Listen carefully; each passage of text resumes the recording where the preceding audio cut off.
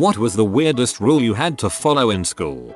In elementary school we were not allowed to stand in circles because standing in circles leads to the gang life. Little did they know that us real thugs prefer gang banging in octagons. No high fives. In fact, no contact with one another whatsoever. This was in middle school. The staff was tired of watching kids groping each other, I imagine. No high fives. Groping. I must have been giving high fives wrong my whole life.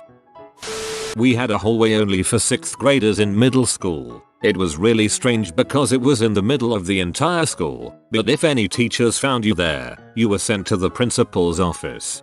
That reminds me of my middle school. It was 6th-8th grade, and the school was 3 floors. Top for 6th grades, middle for 8th graders, bottom for 7th. You had to stick to your level, besides the cafeteria and gym of course, which were all on the middle floor. No same gender hugging. Really weird rule. Apparently some kid got sick, and their parent blamed same gender hugging. My high school went the other way. No one gay hugging. They were scared shitless to say anything to the known gay couples though. As a teacher, I had to make this rule. Underwear must be worn on Halloween. This was for college students. In my old primary school, their solution to every playground accident was to put a fence up. Child tripped on a tree root. Put a fence around the tree. Child slipped on some mulch in the garden. Better set up a 6-foot high perimeter around the entire garden. Oh, what's that? Someone pushed another student off of a bench high ledge. Let's put up spiked stockade style poles to prevent that from happening again. It got so out of hand with so many playground restrictions the parents started insisting the removal of most of them. Bonus: the children's name for the principal was Mr. Penn's son. In secondary school, high school, we were forced to leave the school in full uniform at the end of the school, meaning no jackets unless you were out of the main gates, which are very far outdoors, so if it was raining you were fricked. Thank God that rule only lasted 2 weeks. It always amazes me how little foresight rule makers have with things like dress code.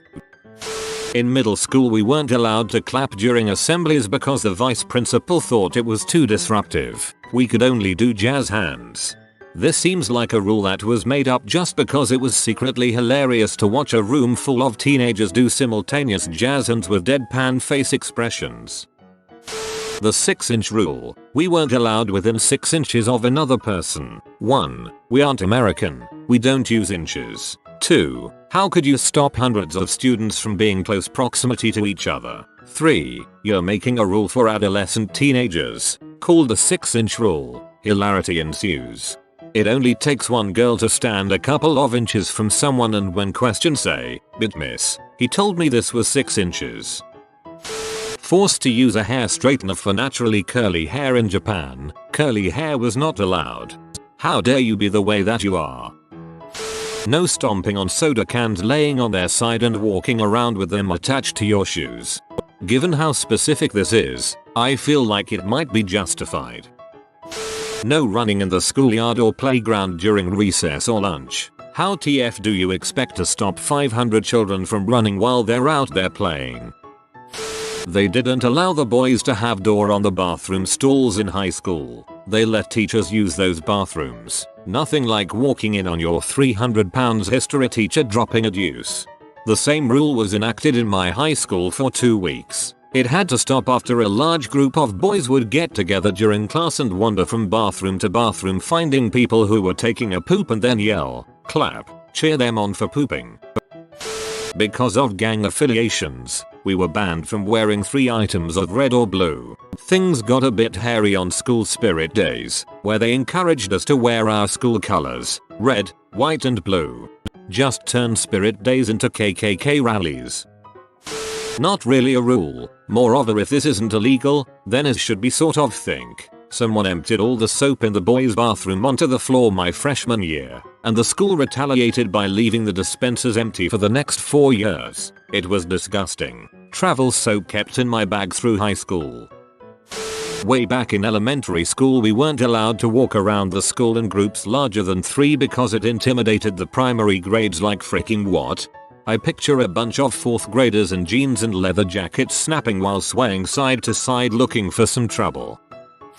My school dates back to the 13th century, so we had some archaic rules still floating around. My personal favorite was that the head boy gained the right to grow facial hair and graze his sheep on the headmaster's lawn. Whoa, that's pretty generous that the headmaster shares his lawn. I had severe kidney problems when I was in secondary school. The rule was that when we were in the yard, you couldn't leave the yard until break lunch was over. Like they literally locked the gates to stop you from leaving once in the yard. I had multiple arguments with teachers for not letting me go to the toilet, then getting bitched at in classes for asking to go or being late. In high school, skirts were to be no shorter than 12 inches off the floor. People wandered through the halls measuring. Bad for tall people, good for short people. We had a lesson about how fire needed oxygen to continue burning. So, they said a fire would eventually go out if in a contained room with no extra oxygen. Our teacher then assigned a different student every other week to be in charge of making sure all the windows were closed before leaving if there was a fire. Thankfully, we never had an actual fire. No playing with kids in another division. Div. 1 was grades 1-3. Div. 2 was grades 4-6. Div. 3 was grades 7-9. People in Div. 3 and most of Div. 2 didn't pay attention to Div. 1, but when I was in grade 4, all my friends were in grade 2. Nobody was a jerk to a younger kid just because they were younger. Some of us had siblings in another division. I ignored the rule, since it wasn't enforced much. My high school started to do a school shooter drill twice a semester my senior year. They had a dude come in the front door during lunch, blow an air horn and shout, "This is a shooter drill. Run." He had a water gun and would shoot kids with it and then tell them they had been killed. Me and my friends casually finished our lunch as he shot us, then left out the kitchen side door to leave the building. Half the senior class ended up leaving as they had this guy go through half the school and through the freshman center over the course of half an hour. It was pretty ridiculous and happened several times, usually during lunch. This actually kinda sounds like fun. Imagine it breaking out into a whole water gun fight between the dude and the seniors.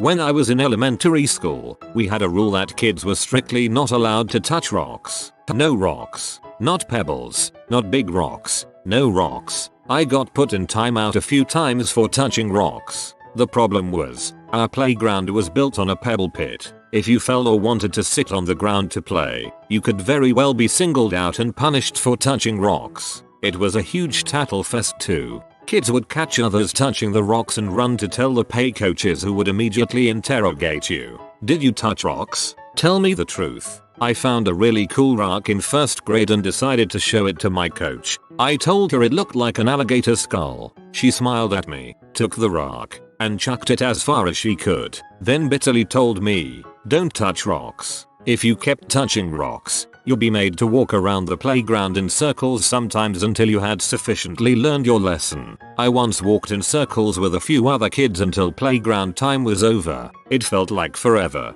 but it was probably like 15 minutes. TLDR, my school had a don't touch any rocks rule.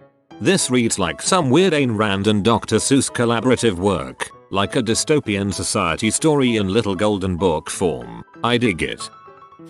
I used to go to a K-12 charter school, and you weren't allowed to take left turns. Is your next class to your left? Nope, sorry, you have to walk right all the way down to the end of the hallway before you start back towards your next class. That whole school was backwards. Couldn't you just turn right and circle till you face the class door? No band shirts at my Christian school, but the only ones that would be recognized were Christian bands, so you could get away with almost anything else. Red Hot Chili Peppers. That into cooking? Would love to see how a bad religion shirt got handled. When I was in high school, the phrase epic fail was a thing. One of my teachers became sick of it and banned it. It was quickly replaced with catastrophic error. In 7th grade, my Lang and Lit teacher tried to get us to stop saying shut up, and somebody came up with an alternative. Be quiet with a passion. It quickly became a very popular thing to say. Couldn't dance, show our shoulders, or play games on school campus. School dances were sit-down meals instead, as we were not allowed to dance. God is against dancing apparently. There was silent time in the lunchroom in Catholic elementary school at the beginning of lunch, ostensibly for prayers grace. I remember sneezing due to allergies and having to miss recess. Never forgave those freaking nuns. All the girls have to keep their hair short, which was nothing new in an Asian school. Strangest variation on the fact was that the dance club girls could all have long hair, but as soon as they finished their last dance competition, they are required to cut their hair short too. No hugging. All of the girls in elementary, including myself, would hug each other if we were friends. We would also hug certain teachers because some were really amazing people and helped out less fortunate students like me. We were only allowed to fist bump. Both the teachers and students did it anyway, despite the principal monitoring the hallways all the time to try to stop it. Frick you, Ms. McRae. We had an assembly in middle school one time that was interrupted by a teacher. Apparently, a parent was there to pick up their child, who was currently sitting in the auditorium watching the assembly. The teacher grabbed the mic from the stage and said, "Dale Smith, I don't remember his last name. Will you please exit the auditorium?" Nobody stepped forward. Nobody stood up. We soon all realized that Dale wasn't there. Before the staff could comprehend what was happening, the entire auditorium was yelling Dale's name, lifting up seats, and causing a ruckus looking for him. It lasted for a good 20 minutes. We never found Dale, and we never gave up. Every assembly we had at that school from that point forward started off by every single person in attendance shouting Dale's name and making sure he was there. Dale went from an unknown nerdy kid to a king. Everyone knew Dale. Everyone had to make sure Dale was there. As a result of this, a No More Dale campaign began, and anyone who started looking for Dale during an assembly was punished. We had to ask to remove our jackets in class. Not overly weird, but I went to a language school, and in our French-German classes, we were only allowed to take our jackets off if we asked in that language. Kinda hard for a 11-year-old who was still using Matilda to spell the word difficulty. Mrs. D. Mrs. I. Mrs. FFI. Mrs. C. Mrs. U. Mrs. LTY. That spells difficulty. How do I still remember this? I remember my school had an autism test once a year, as if someone could just suddenly develop autism over the course of a year, or it could get any worse.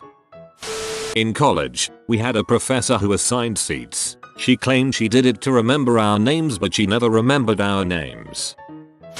I went to a private school ran by Seventh-day Adventists. From a religious context, the rule wasn't that dumb, but they banned students from bringing any food that isn't kosher for lunch. I got around that by bringing tofu, bacon, and pepperoni.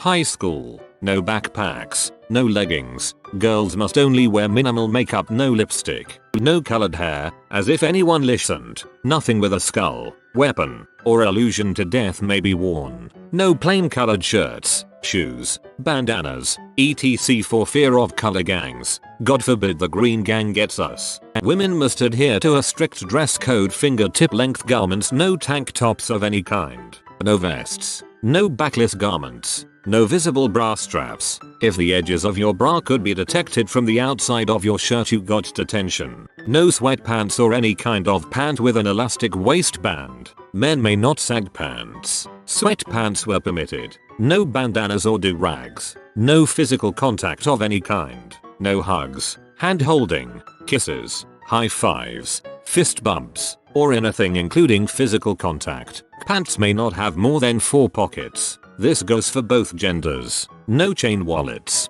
no purses, no wandering the halls before school began. No cell phones may be permitted on the property at any time. Bringing a cell phone at all resulted in phone being taken and not returned to you or your parents. Phones were smashed or tossed into the pond. Once in the lunchroom, leaving the lunchroom at any time until lunch was over resulted in detention. This included no bathroom breaks. Middle school. All of the above, but also had assigned seating in lunch. There were more, but this is just what I remember off the top of my head.